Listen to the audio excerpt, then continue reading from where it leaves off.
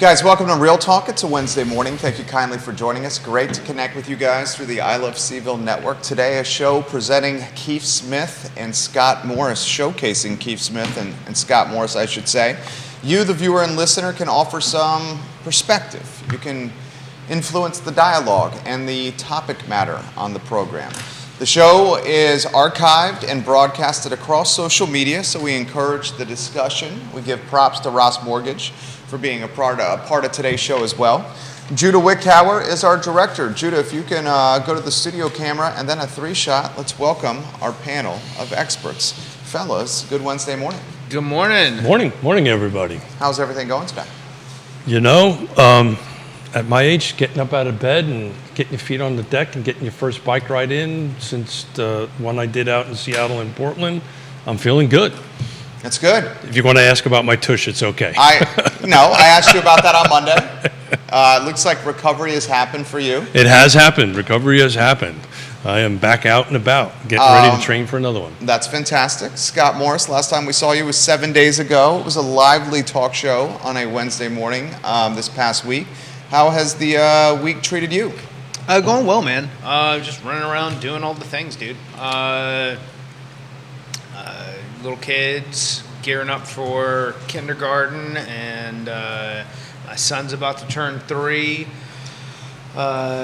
Work stuff, just, we got new contracts coming in, people we're helping, just doing all the things. Fantastic. How's your contact to conversion rate going? It's still, it's still, lags, it's got a lot of people out there, especially in that first time buyer, bucket, that they're either having a difficult time finding a property that they're happy with because what they thought $400,000 to $500,000 bought them 3 or 4 years ago, they're just not there. I've got some that are well qualified, but they want to be, they're looking for a deal. They're looking for like a walk-in, key turn ready, $250,000 property, and it's just not what they're.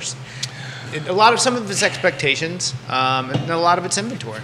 Well, it mentioned inventory on because again, Jerry taught me how to do this. I took a picture of our market monitor. We had 7 days going back Monday. We had 66 homes come on the market. I'm looking at it right now. That number's down to 53. So we're going in the wrong direction. The interesting thing is the pendings are flat. The pendings are on Monday was 55. Today it's 56, and the solds are pretty much flat also. 73 on Monday, and today is 70. So, units are coming off the market. Inventory is dropping. I don't know if we ever got a solution to it. Inventory. I'm somewhat getting more. Demoralized. That's the word you're looking for. I'm looking for. Thank you, Mr. Miller. I'm getting more and more concerned that my prediction is going to be right, which is I don't think inventory is going to get better for many years to follow. Okay, we'll throw this to you guys. Scott, jump in after this here. It's clear the political capital is not there for new developmental inventory in Central Virginia. I mean, it's not happening in Albemarle. It's not going to happen. There's nowhere to go in the Charlottesville city. Fluvanna, your boy Fairchild, both your boys, has said it's not going to happen on his watch. Unless it's by right. Unless it's by right. That's what he said. Where are we going to get the inventory? Where are we going to find it? We got Powell today at 2 o'clock with another rate hike. Everyone's on the same page here, 25 bips for this rate hike at 2 o'clock. The speculation or the expectation, depending on how where you gamble, is that Powell is not going to do any more rate hikes for the rest of the year. It seems everybody's saying that. That's what everybody seems to be saying. I even said it. You did? But I'm like, I think they could. I don't know. So you're getting off it? I'm starting to lean into. So here's what they're going to come out and they're going to tease it and they're going to make everybody think that is what they're going to do because that's what they've got to lean into that because they don't want inflation bouncing back. That's the worst thing that could possibly happen because then they'd be forced to go to 7. instead of 5.5, and but they're going to come out and say that it's going to be data dependent. But I think that potentially they could go one more. I've long said that they only had one in them, and now I'm like, So you're seeing a potential Q4 rate hike of 25 bips. yeah. And it's the Q4 rate hike of 25 bips to basically put the lid on the boiling pot of water and keep it from overflowing. That's what you're saying. That is what I'm saying. So, Keith, thoughts on that? That would jump rates. Yeah. So, well, I still believe that may happen.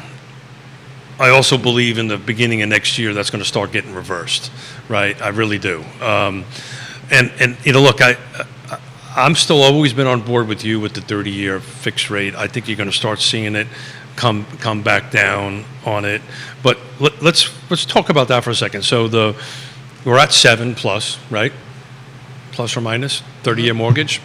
7 and an 8. But you're still getting phone calls. Yeah, absolutely. Yeah. But because people still, look. Are people getting more comfortable with interest rates at that point? Or we've kind of turned the corner a little bit on that, or are folks? There are people they've come to terms that if they want to do the things, whatever the things are, this is what they've got to deal with, and they're open to the opportunity to refinance in the future. And the limited inventory has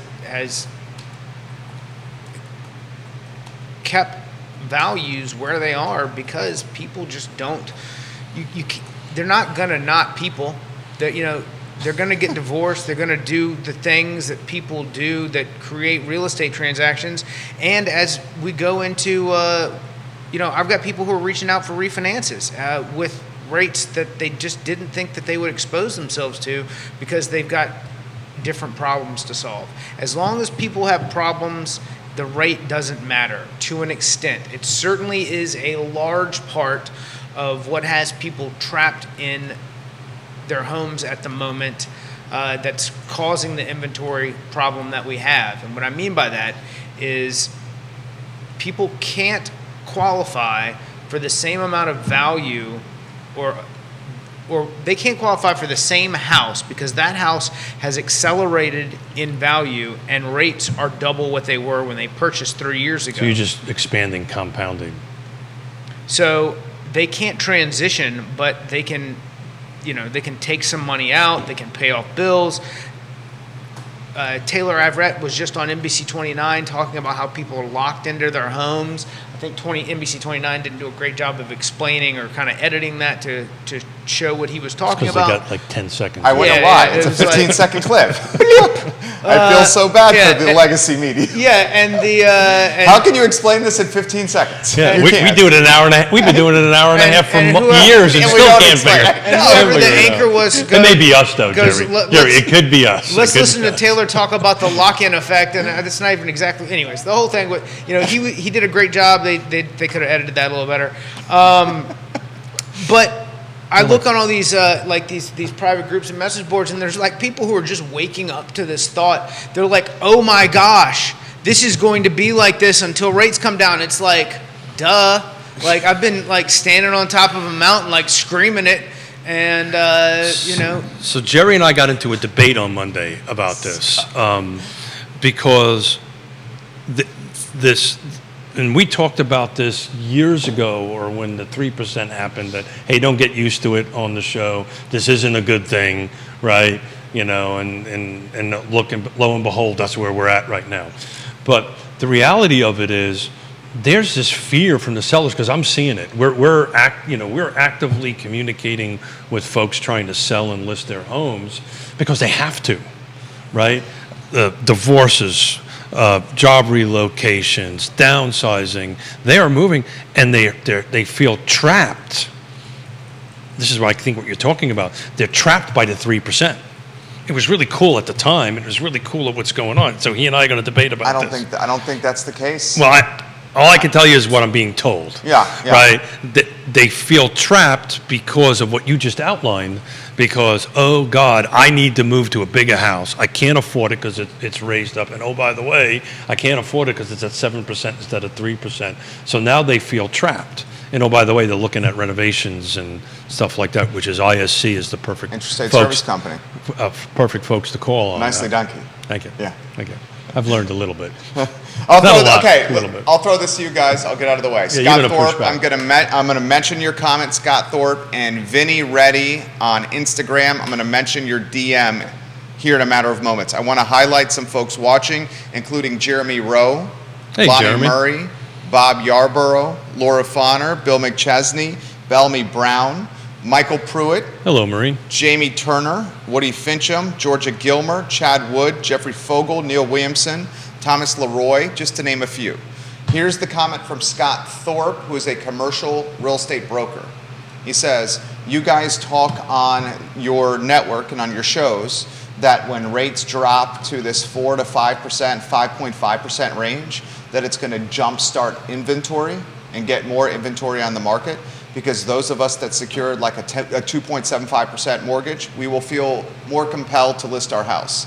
Scott Thorpe predicts this, commercial broker. What could actually happen is the folks that have the massive stacks of equity from a 2.75% mortgage and then saw their house appreciate 30 to 40% in value, that those folks are in a financial position that is way better than any other housing cycle over the last couple generations. And he predicts that these folks, us, are going to rent our homes.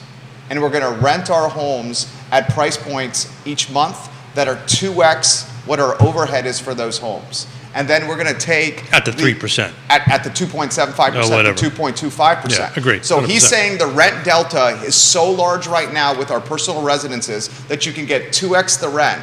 And then these folks are going to scoop up more inventory. So they're going to be not opening the flood of inventory is his prediction. Now listen to this one from an economist at UVA that was thrown to me. Okay, this is a DM from an economist at UVA. What if the folks sitting on paying mortgages choose to buy more houses when the interest rates fall, instead of what you predicted, Jerry, of it opening more inventory? So here you have an economist and a commercial broker Saying the same thing. Saying the same thing. So let's pick the commercial broker apart. Yeah. Scott, right? So I own a home. We're doing a case study. Yeah. I own a home. I paid I'm picking a number. I paid $400,000 for it, right? I put 20% down, or whatever the heck I did on all that stuff, and I've got a 3% mortgage on that, and now I want to buy a new home. What does that look like for me? What do I got to do? Will there be people who do that, who operate in that model? Yes. Will it be Huge? No. 20%? No. Because It'll why do I be have like to? 10%. So I have to have. You guys are taking the human element away from this. Look, I don't mean this in like a negative Nancy or a mean way. I'm not being a big meanie, but people are dumb. They don't operate in their best interest most of the time. They make emotional-based decisions and rationalize it after the fact. It's just, stop it. Like, that's not how people operate. They're going to they'll make a choice, and a lot of that choice is not driven by well-guided, it's impulse decision making. It's impulse decision making. Yeah. And I give you that. Yeah, there'll be 10% of those people will want to be a landlord, and they'll have a plan, and they'll be driven to do this, and they are already off better financially than 80% of the other of the population.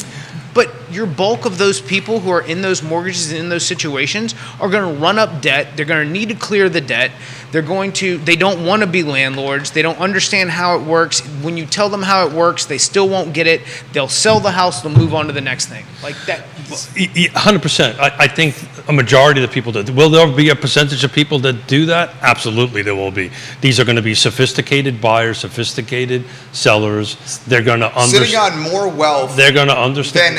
Than few housing cycles have sat and on. I have said over and over again, as rates fall, the most competitive price point is going to be the low end, where people who can or want to become investors are going to be competing against the first-time home buyer. That's what the economist and Scott Thorpe have just said. So just what these two gentlemen are talking about here, over there, what do I have to do? My LTV, my debt to income has to support two houses. Not necessarily. Kinda. Not necessarily. Okay, pick that apart. So you can qualify for 75% of the rental income into the next property. 75%. For the investment purchase, but we're assuming that the house is paid off. Maybe they refi. Well, I'm not assuming the house is paid No. off. I think here's what I think the model I think is. there's a net. I think that's what it is. Yeah. I think here the model is, and for the sake of easy numbers, let's just use the $1 million number. Okay. Why don't we use? That would make it easy. That's a lot of zeros. All right. Why don't we make it let's million is easier for me. 10's here. So you do it's $1 million number. You owe maybe 300 to 400K. Your home massively appreciated in value, 30%. So that means someone's jumping in at a 700K clip, put 20% down at that 700K clip. You're looking at a delta of what you owe the bank and what your home is valued at of $700,000. You could utilize that if you wanted to.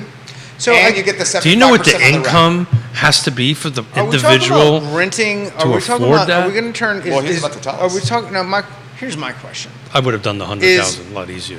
Smaller number for smaller brain.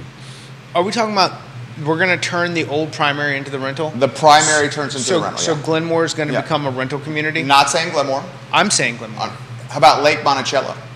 Lake Monticello has been a rental community for the last 20 years. So maybe that's a better example. Someone bought I rented in 87, so since 87. Okay. Someone who bought a home at the beginning of COVID at Lake Monticello for $250K. That happened all the time. Yep. All day, every day. That home is now four and change. Let's call it, let's make math simple. 385. Let's call they bought it at 200, it's worth 300 now. Let's just figure they got 100 I think grand. that's conservative. We're going to be conservative here. Okay. And their monthly nut on a $200,000 house when at the beginning of COVID at 2.75%. What is that monthly nut? Yeah, but like that $800, $900? $1,200. $1,200 with let's But say Jerry, that buyer who's buying the home for $200,000 to $300,000 isn't making enough income to support two houses. They're the firemen, they're the policemen, they're all. You've got to have enough residual capital to go ahead and go and buy that. I just don't see them. Do you think he can't use the loan? So I'm. They can, but there's not enough people who are going to do it. Yeah. They're just not in a financial place where they can. Well, they're too busy raising kids. Let's say they are, and let's say they're a state trooper, or they work for the state. Their retirement money's trapped in VRS, the Virginia Retirement System. They can't pull those funds to execute in a real estate transaction. So while they have some retirement, it's locked up. The equity is in the house. I'm saying there will be a percentage of people, a smaller percentage than what is being kind of driven home here, that do this. And absolutely, those people, and then the people who want to become real estate investors and the people who already are real estate investors will be competing for lower price point homes against the first-time home buyer. I've been saying that. You have been. But there is... The people who need to capitalize on their equity are going to use those funds to transition into another house, pay off debt, and downsize.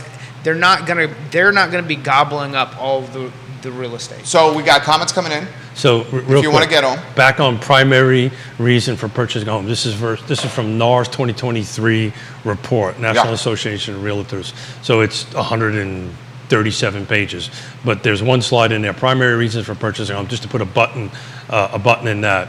There's 20 reasons, top 1, 2, 3, 4, 5. Desire to own a home, desire to be closer to family, retirement, desire for a home in a better area, desire for a change in family status, marriage, birth, child, divorce. So that's the top 5.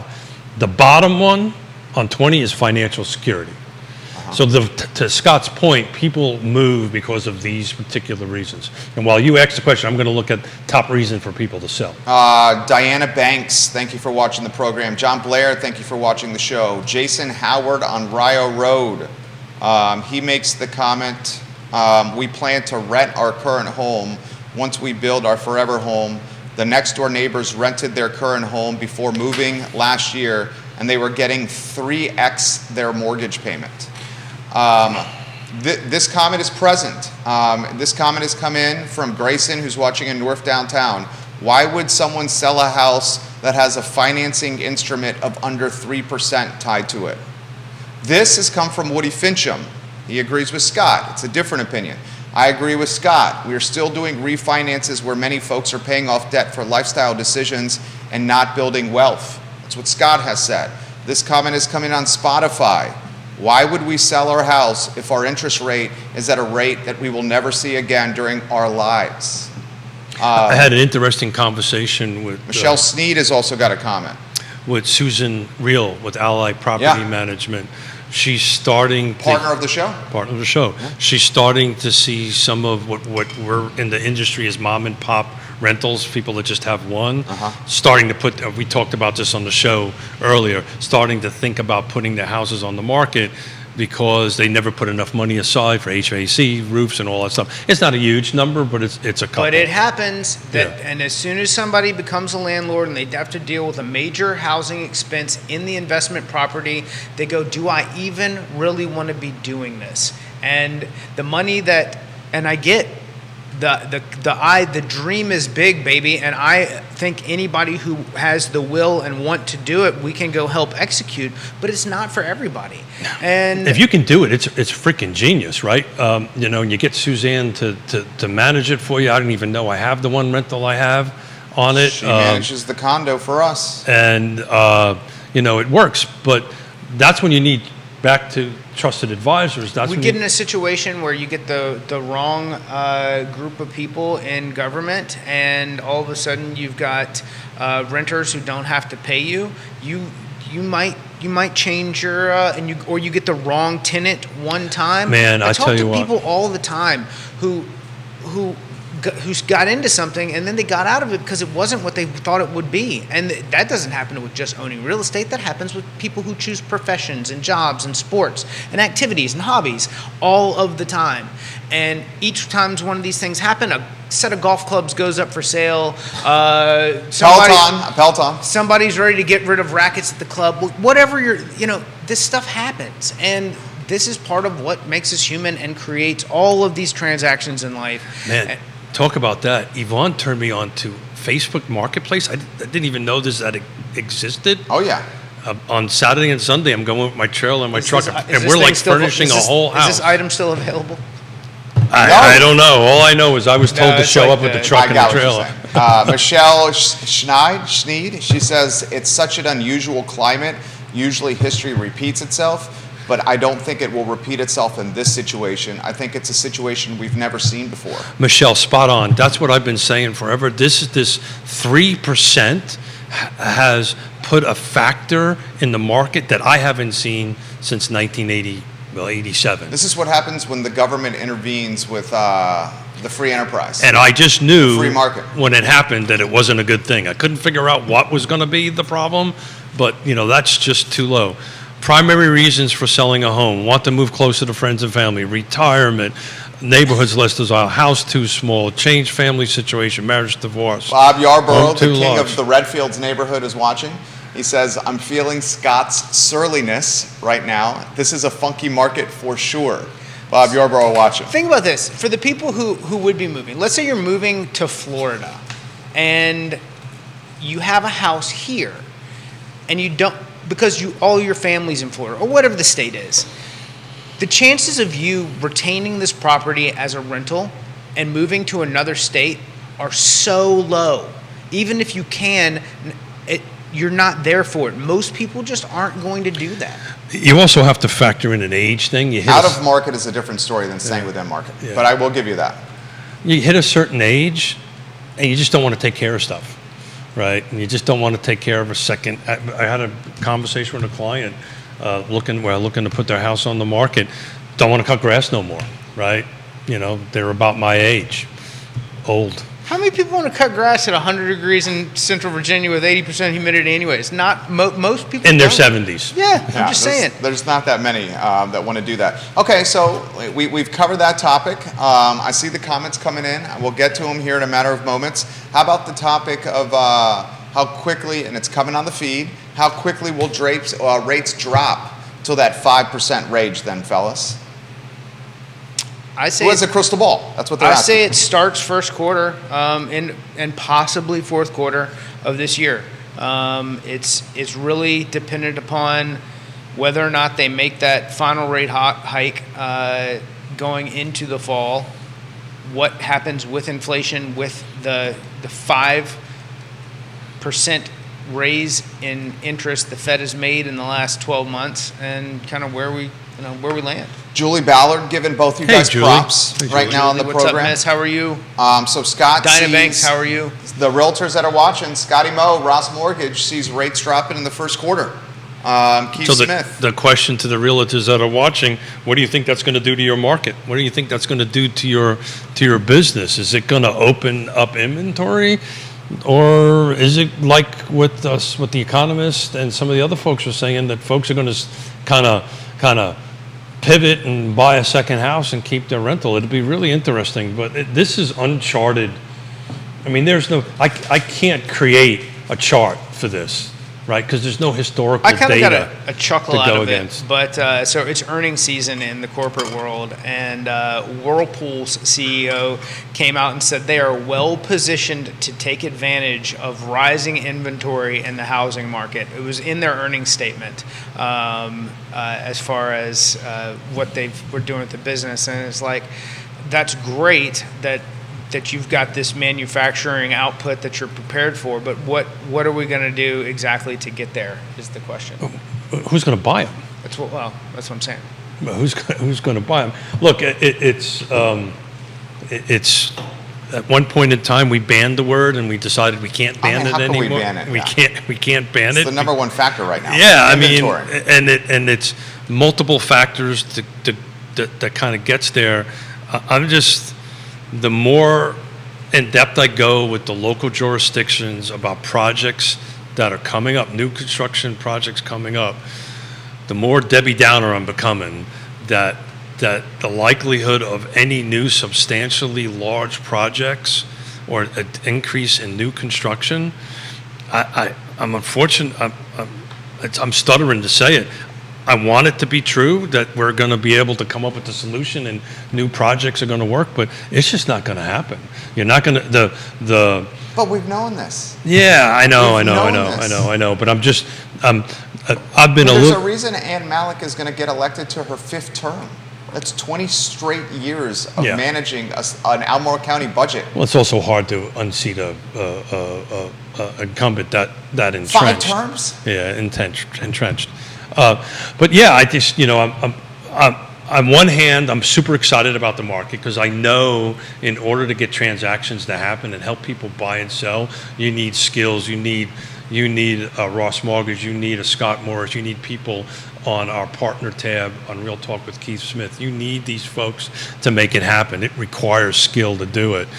But emotionally, when you're talking to buyers and sellers don't want to sell because they're frightened, right? They're scared. They're frightened. I mean, that's what they're at. They're frightened to sell. I don't think Are they scared to Oh, they are. Are they scared to sell, or are they just concerned that they're not going to have something to buy? That's a very so that's a different fear. feeling. That's a fear. I don't think that's fear. Okay. I think that's being I astute. I sit at enough kitchen tables and student of body language to know. Isn't that called being astute and knowing where the market is doing? Well, Basically, what Scott Morris is saying is, if I sell but my I gotta current move. crib, I gotta move. I have to move. we're discounting those folks. We Well, know but- that those but people you that have to can't move will discount them, move. Jerry, because that's the largest percentage of people who have to move. Yeah, we're not saying that. We completely agree with you. The What people about- that have to move will move. What about the people who have gone out? And this is, I find, I'm running into, talking to a lot of these lately. People who've gone out and they've purchased some land and they've got a dream and they want to build a house. Sure. I've got some that are just living in trailers on their land because they don't know how to complete the process. What does that look like for them? So if we know that developments aren't coming along, but people can build their own house, what does it look like for them getting started in finding a contractor and building their homestead on their 5 acres of land somewhere? That's almost as hard as inventory, right? There's not enough. There's a few handful of builders out there that'll do it. You got to finance it, right? Because typically those builders don't have a huge line of credit, right? So you've got to figure out how you're going to finance unless you've got a pocket full of cash. So you got to figure out how to finance it. You got to figure out what the builder is going to be there. Then you're going to go through the process of, oh my God, I thought I could afford a 2,000 square foot house, but maybe I'm really only buying a 1,200 square foot house. So all these pieces of the puzzle come together, but it starts with, how do I finance it, right? How do I fund it? And can I find a builder who's willing to do it? Now, could they do something like? And there's no land for sale. Well, I think his example You're saying is if you already own it? he owns it and he's Okay. got a trailer. Okay. Right now in Albemarle County, there's no land for sale. I mean, Kerber, our client at Dominion Custom Homes, the developer of Prophet Ridge, has, is it 3 lots left that we're moving? 3? Yeah. 3 lots at Prophet And Ridge. that's about it. Fine in Albemarle County right now on the MLS. I'm on the MLS every day. A lot that you can build a home on. Yeah, it's finding a parcel to build a home on that's not in a subdivision, that isn't laden with HOAs. Right. Which isn't laden with huge covers and restrictions. Or even find a parcel of Then land. you got to get it to perk. Then you got to. Even a parcel of land in Albemarle County that isn't a subdivision. That's the point I'm making. I mean, those don't even exist. That's the I mean, point you I'm got making. 2 in my neighborhood. Albemarle County, or Fluvanna at Lake Monticello. How many you got left? Yeah. And are they even buildable? Yeah. It depends on who you talk to. You know, That's why we're making this PR push with Prophet Ridge here. He may have the most coveted pieces of property, dirt left, parcels left in Albemarle County.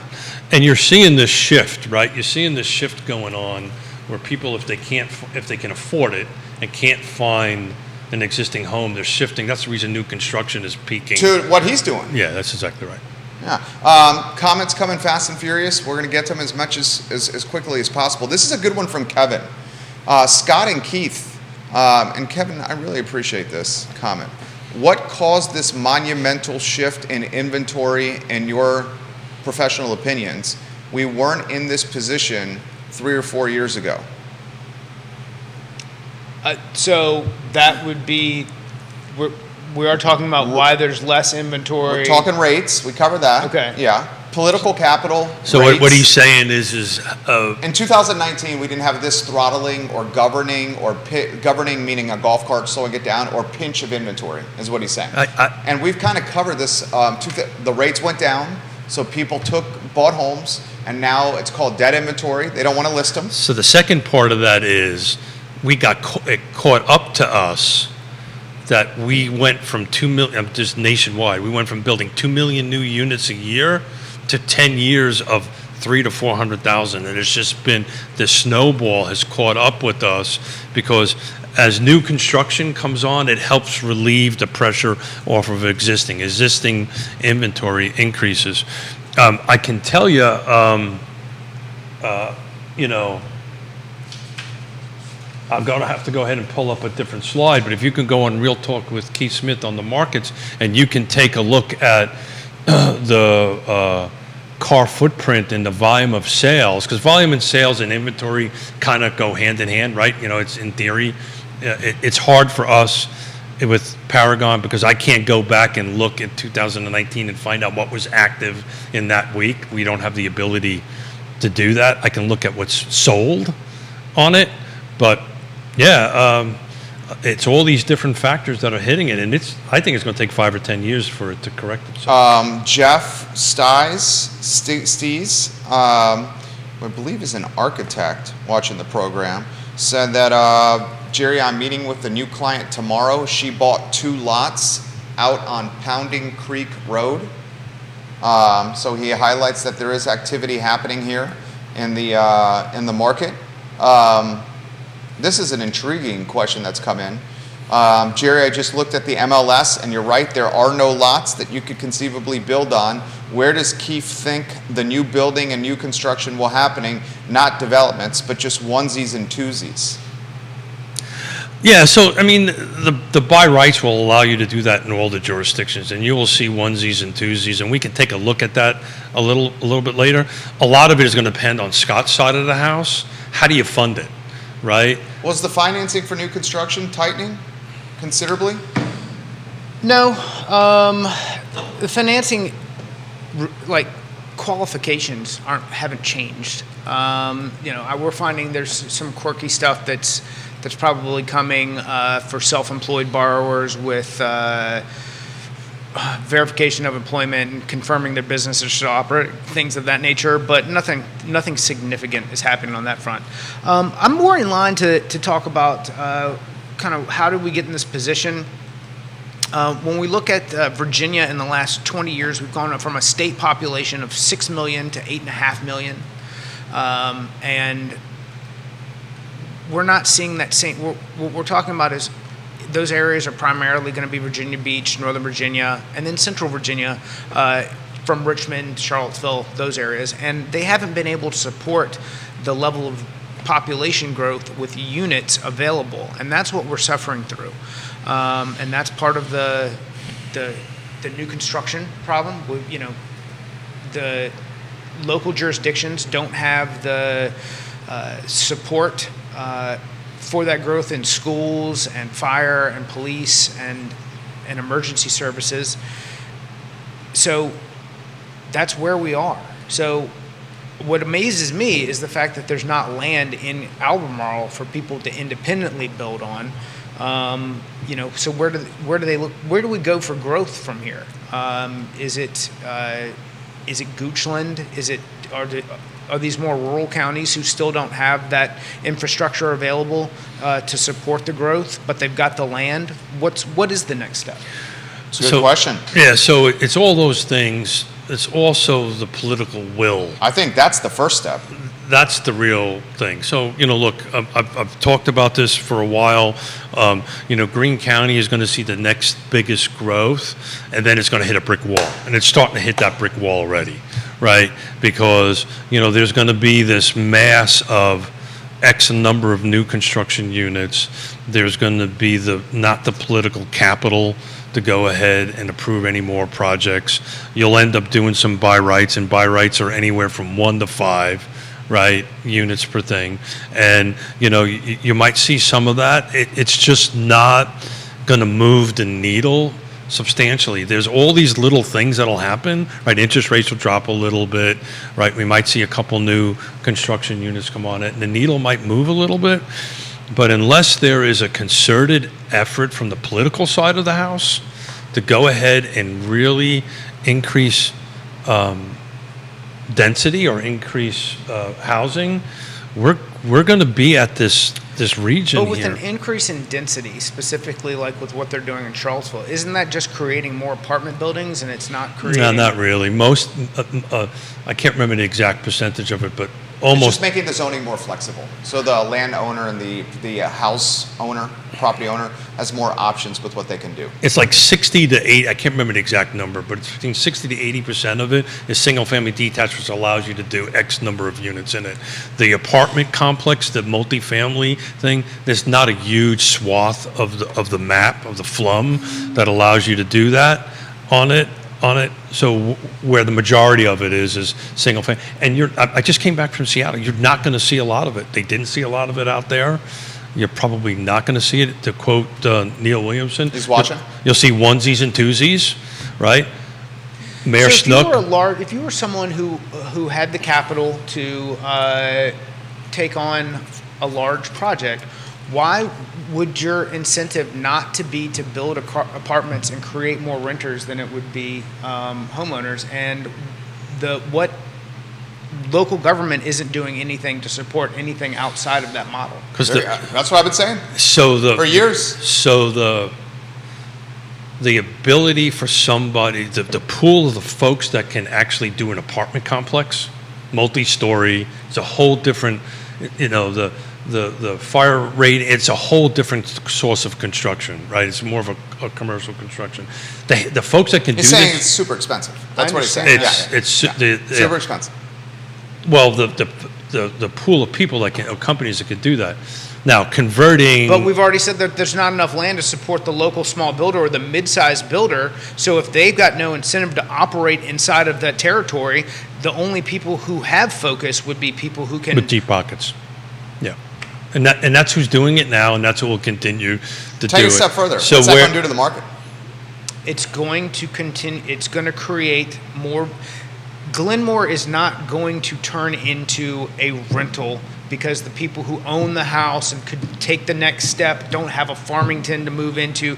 It's just going to continue to lock up inventory, and it's going to push people. It's going to create a migration. There will have to be.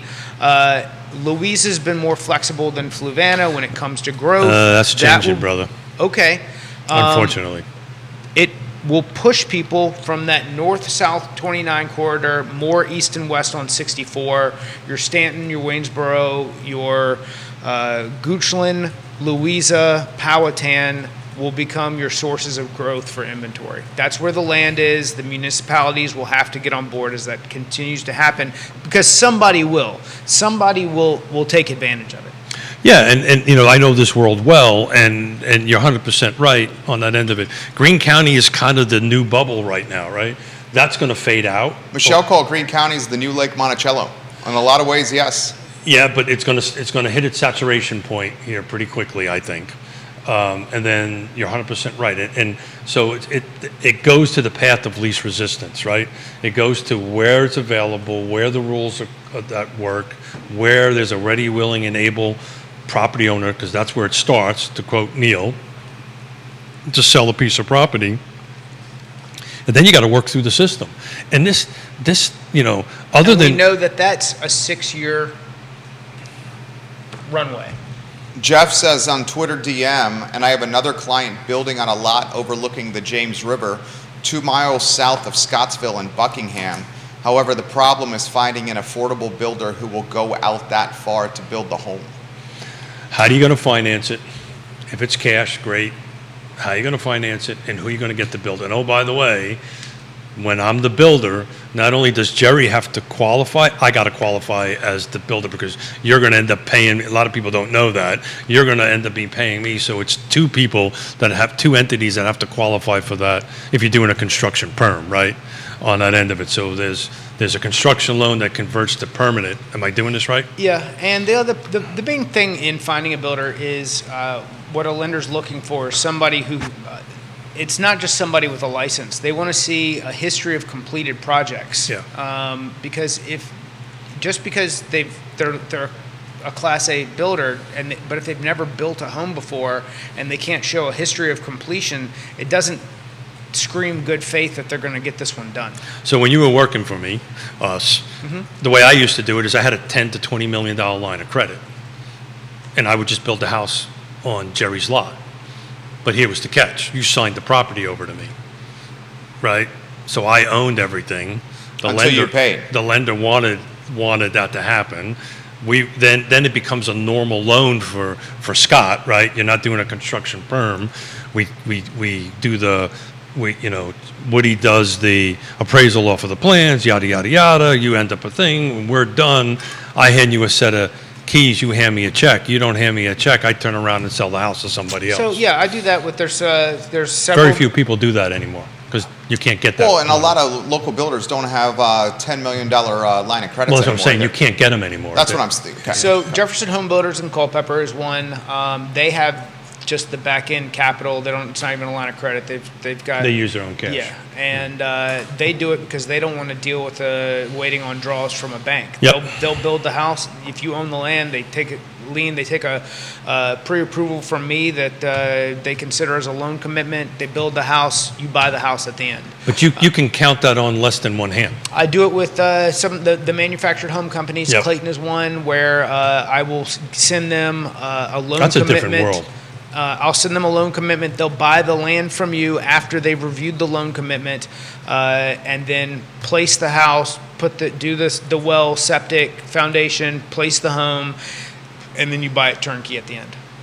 And that may be a little bit of a solution here. It is. It's right? People are still, surprised at how much that costs, but if you're looking for a deal, that's not the case. Yeah. But it gets you done though. It gets you to an ownership. It gets you into a home, and it works. And there's very limited selections and so forth and so on. But it I'm gets also you amazed at the appraised value. So when you're talking about a manufactured home on 5 acres that appraises at $350,000, it's a new world, baby. It's $350,000. Woody Fincham says to Jeff, you're watching on Twitter.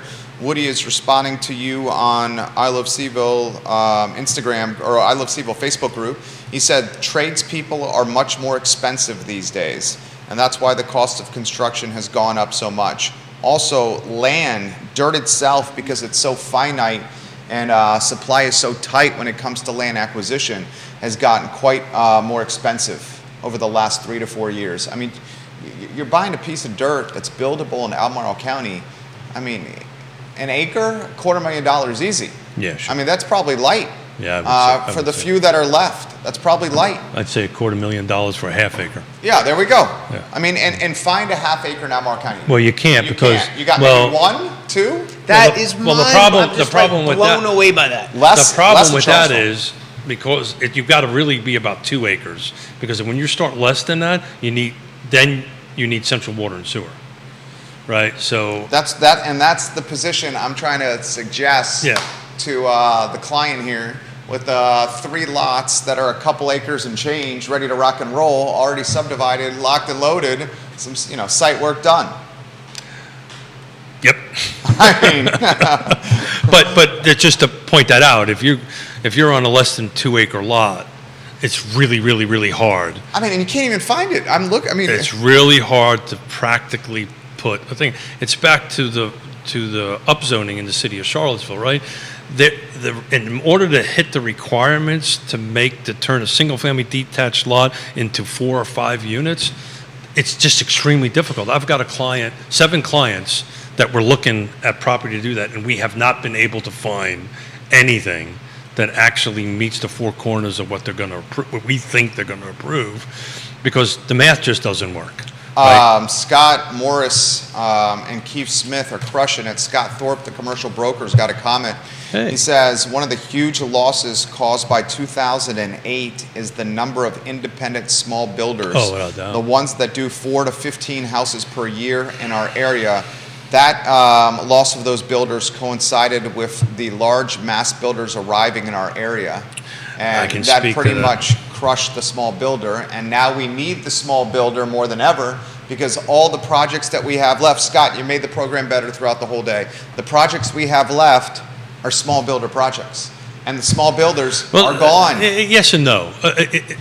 There's 2 things out there. The Stanley Martin's one of our great sponsors. We love Stanley Martin. Yeah. Sponsors here will continue to work on big projects because they have the ability to do that. They have the runway to do it in time, and they will continue to do that. We're talking the onesies and twosies. It's an immediate need, right? So the immediate need is the small to medium builder, and whoever commented on it's 1,000% right. I got caught up in that.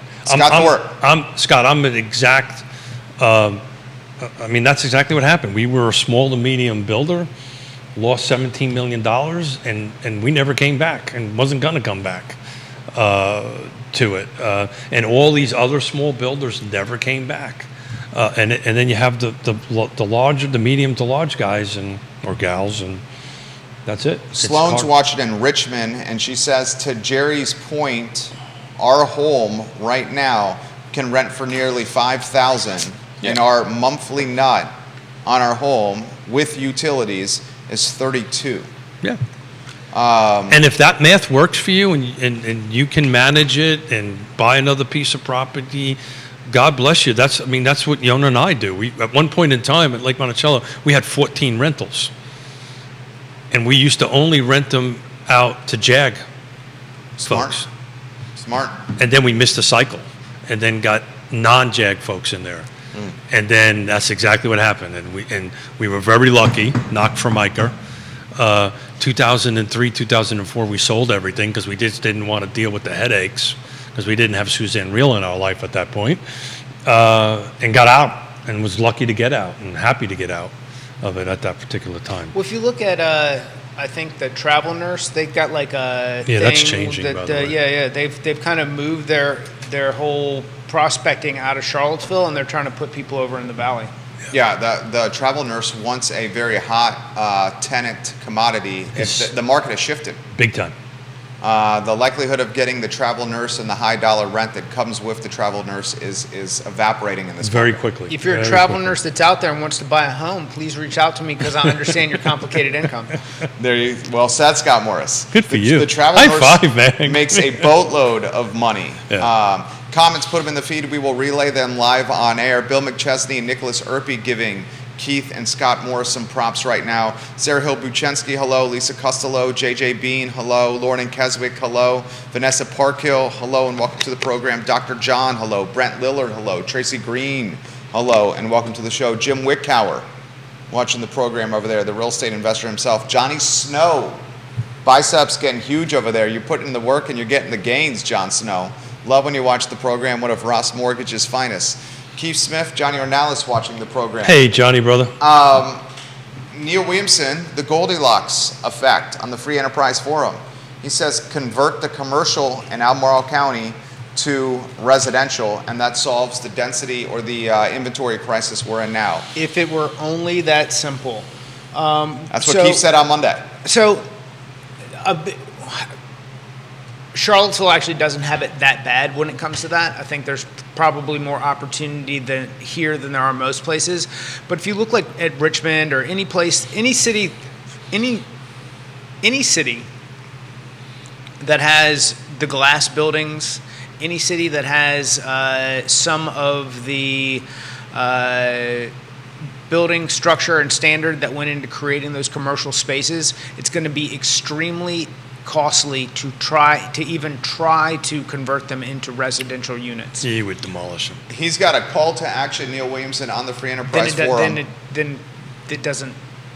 Well, I mean, listen, That's a lot. on Monday he said, first the call to action from Neil Williamson on the Free Enterprise Forum. It's called Albemarle Tear Down This Wall. He's got a Ronald Reagan reference, a Cold War Lord. speech reference, Could a it be Mikhail like Albemarle Gorbachev. tear down this red tape?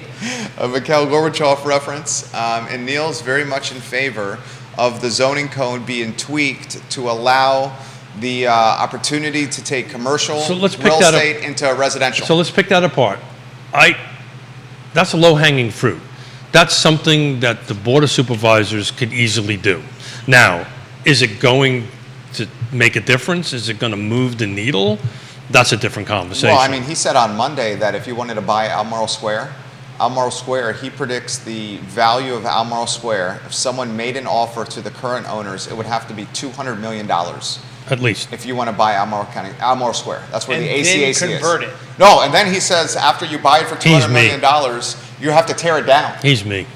I was Keith doing Smith something- said I was on doing- Monday, it's $200 million to buy it, and then you're going to tear So it down and have to build from scratch. so I agree with Neil, low-hanging fruit, let's get the zoning changed so it's allowed, right?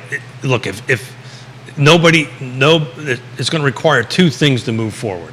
Again, using Neil's own words. Word number thing, you got to have a ready, willing, and able seller, property Yeah. owner.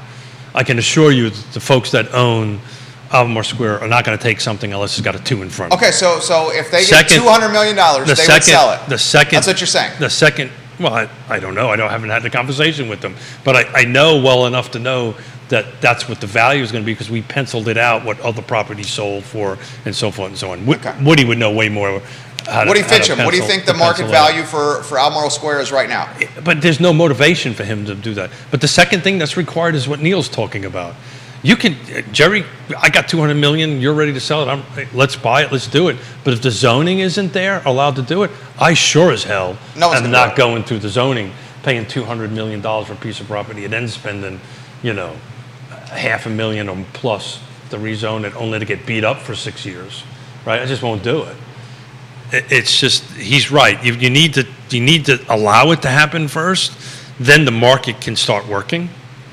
But if it's not allowed, it'll never happen. Neil's call to action on the Free Enterprise Forum is very much encouraging the Planning Commission to make this change. Yeah.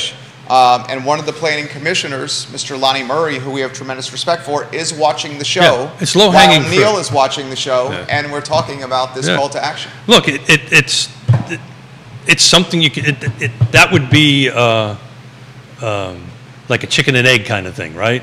You've got to have the zoning. So if the zoning is there, then then the market folks can start having a conversation. Okay, the zoning is there, the playbook is there. Okay, Mr. Owner of Albemarle Square, what is it going to take? I can start not negotiating. What is it going to take for you to do this? Neil says the ordinance change would allow a portion of a project to convert rather than the entire parcel. Oh, okay. So he's saying to you, you don't necessarily need to buy the entire parcel. Now you have a counter to that, which I know what your counter is. Tell us what the counter is. That makes things 10 times more complicated. Explain why. Yeah. Here's a perfect example. Developer, what is developer? Control everything. There you go. I know I taught you You're something. thinking about this as the businessman that I learn from on a daily basis. Yeah. And I'll put it in perspective with a project that a lot of people have Developer been targeting. 101, It's control everything. Yeah. University Shopping Center on Ivy Road, next to Ivy Square Shopping Center. Ivy Square Shopping Center, which is the home of Foods of All Nations, sold to the University of Virginia for $20 million. The University Foundation, by all accounts, probably overpaid for this, but they were willing to overpay because their riches all get out, And they needed to control it. They needed it. They needed to control They it. wanted to end the negotiations, so they said, "We'll give you $20 million and a bag. Give us the buildings." That's And what some happened. lollipops. Give us some lollipops. The building, the shopping center right next door to Ivy Square, is arguably one of the most coveted shopping centers in Is that Albemarle where Foods of All County. Nations is? It's the one Over next there? to it. Okay. It's a University Shopping Center. Where So the that's where the Papa John's is. Where the really good sushi place used to be. Sushi King, or no, Tokyo Rose. Tokyo Rose. There Okay, you go. Tokyo Rose was there. Yeah. The tennis shop, Lou Stevens tennis Really good shop is tattoo there. shop used to be Yeah, there. it used to be a tattoo shop right next to the car wash. Not to know anything about tattoo Here's shops. the problem with the University Shopping Center. It's an HOA commercial Yeah. shopping center. Yeah. Hunter Craig, we know that name well, has started buying some units over years, decade plus in that shopping And he center. controls the HOA. He does not. Well, when he Right gets, now, it's splintered among three or four owners. And those 3 or 4 owners are trying to get control of the HOA and the shopping center, because then that's a gold mine. So if but you this is ever- the point that you made. There's 3 or 4 owners in it. As a result, no one's bought it. Yeah. So I'm in the middle of trying to close a cash deal that's a commercial project that has 12 owners in it. And if you see me twitching when I'm walking around, it's because of that. It is hard. Well, you twitch normally. It's very hard. So basically, Thank you, Jerry. Appreciate but what we're saying is, You're doing not leaving on Friday by any chance, are you? I am leaving on Friday. Doing a portion of the project is more challenging than the whole thing. Is your point? Yeah. Look,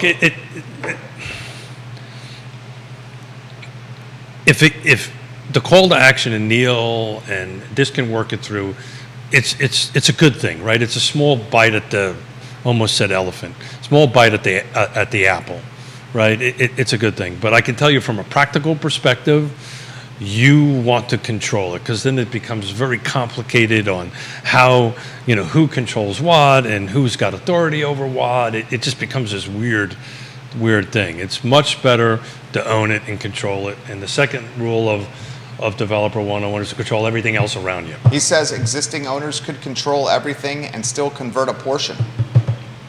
Yeah, they could do that. So we were looking at it from an acquisition perspective. The existing thing could do that. I know a little bit about. I know a little bit about the Albemarle County, Albemarle owner. Come on, the help me out. Where? You gotta give me a little more than that. Yeah, I know, Smith. Hold on a second. Albemarle Shopping Center. Almost Square? Albemarle Square. Thank Okay, you. yeah. That owner is more than likely never going to do anything with it. Yeah. There has to be a change of ownership in order for that to happen. Where we're seing some of this happen. Did I do that okay? Yeah, you did that okay. Is Great Eastern Management with the Seminole Square Shopping Center. Now they would do something. Well, that's happening. Yeah. A portion of Seminole Square is being converted to apartments. Yeah, I believe they went through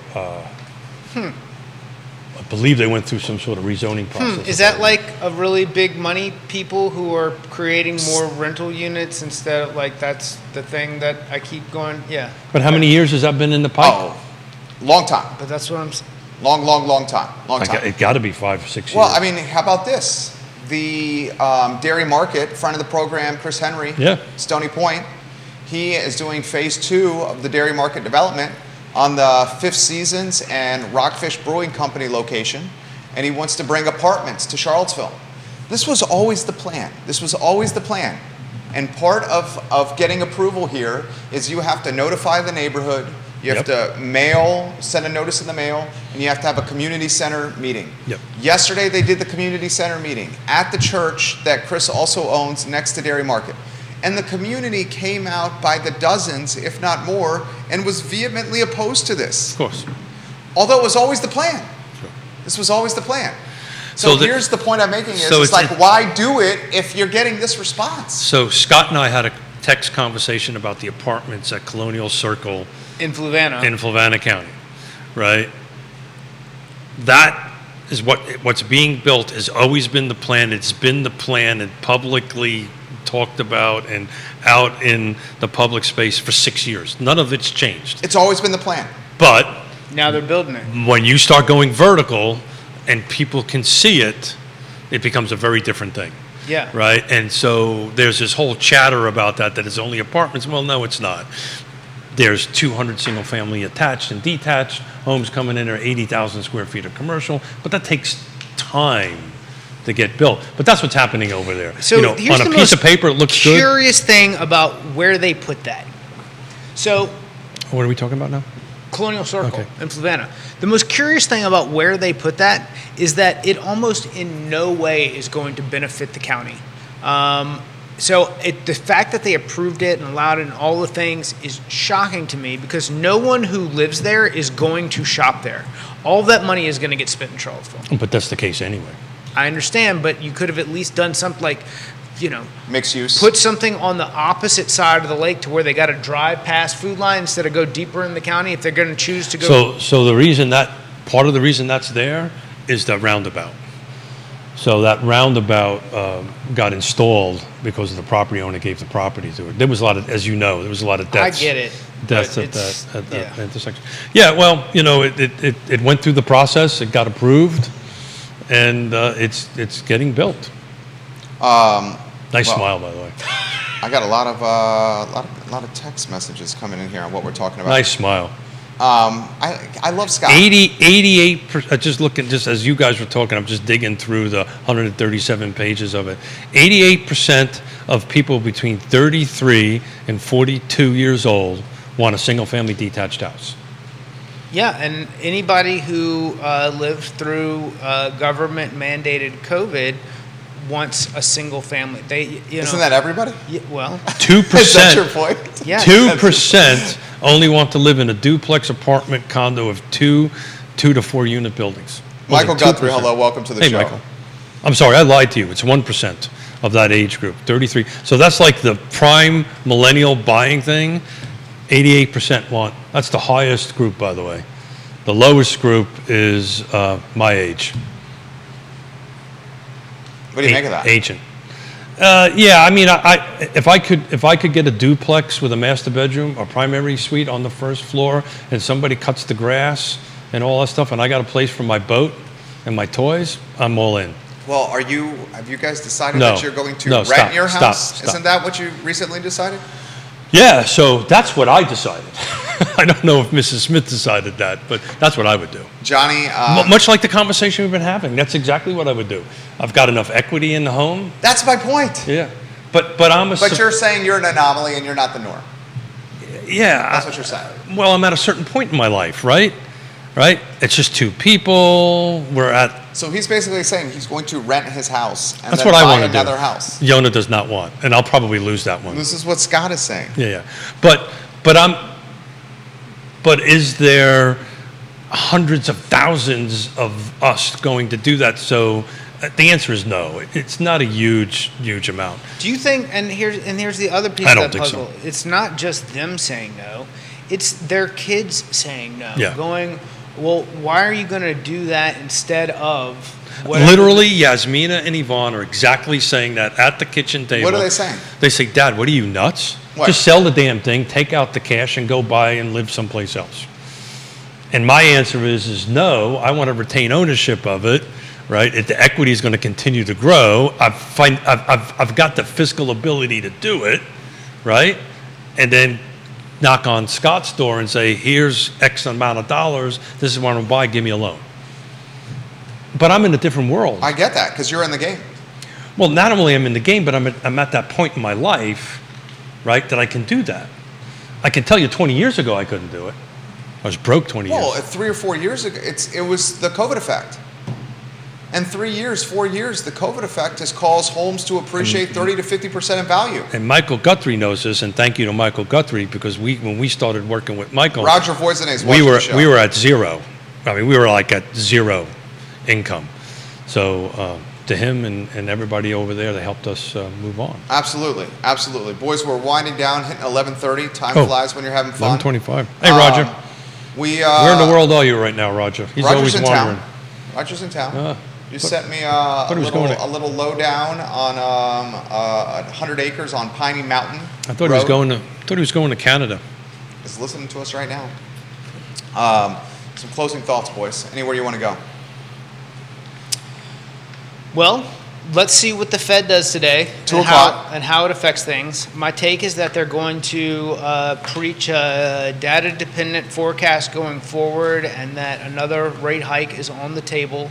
They do, and I'm leaning more into the fact that they may add one more increase that I thought they did not have in them, just to put a lid on the pot, as Jerry said earlier, to try to snuff out inflation. The last thing they want is for it to come back and them have to move even further ahead than they expect to go. So let's see what happens there. It's highly anticipated by me for this afternoon. Say hi to Ludwig Kutner. Hello. Hey, Ludwig. Guten Morgen, my friend.